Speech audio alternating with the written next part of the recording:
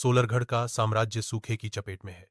राजकुमार आर्यन, जिनका चेहरा चिंता से भरा हुआ है, अपने पीड़ित लोगों को भोजन और पानी की थोड़ी थोड़ी मात्रा में वितरित करते हैं। उसकी चाल भारी है, हर कदम उसकी थकावट का प्रमाण है। सूर्य की सुनहरी आगोश में स्नान करती हुई राजकुमारी सानवी अपने पिता चंद्रपुर के राजा के सामने खड़ी हैं।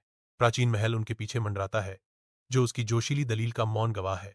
पिताजी, मैं आपसे विनती करती हूं, मुझे सूर्यगढ़ की सहायता करने की अनुमति दें। राजा अनिच्छुक संकल्प के साथ स्वीकार करते हैं। बहुत अच्छा सानवी, तुम्हें मेरी सहमति है।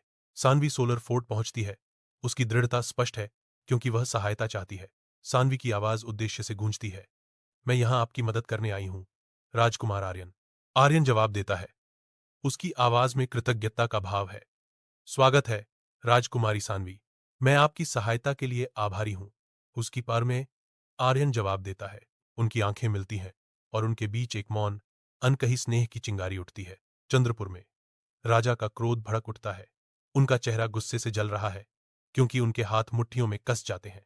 आप सौरागढ़ के राजकुमार से नहीं मिल सकते। हमारे राज्यों के बीच पुराने विवाद हैं। सानवी की आवाज कांपती है। लेकिन पिताजी, मैं उससे प्यार करती हूं। राजकुमार आर्यन चंद्रपुर पहुंचते हैं। महल के फाटकों के पास जाते ही उनका संकल्प दृढ़ हो जाता है। अटल विश्वास के साथ आर्यन ने घोषणा की, मैं प्यार और सम्मान के साथ आपकी बेटी का हाथ मांगने आया हूं।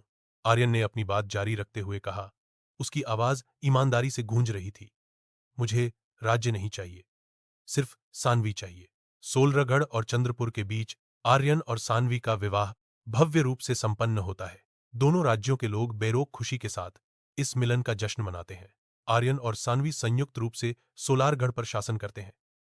उनका शासन अभूतपूर्व समृद्धि और खुशी के युग की शुरुआत करता है।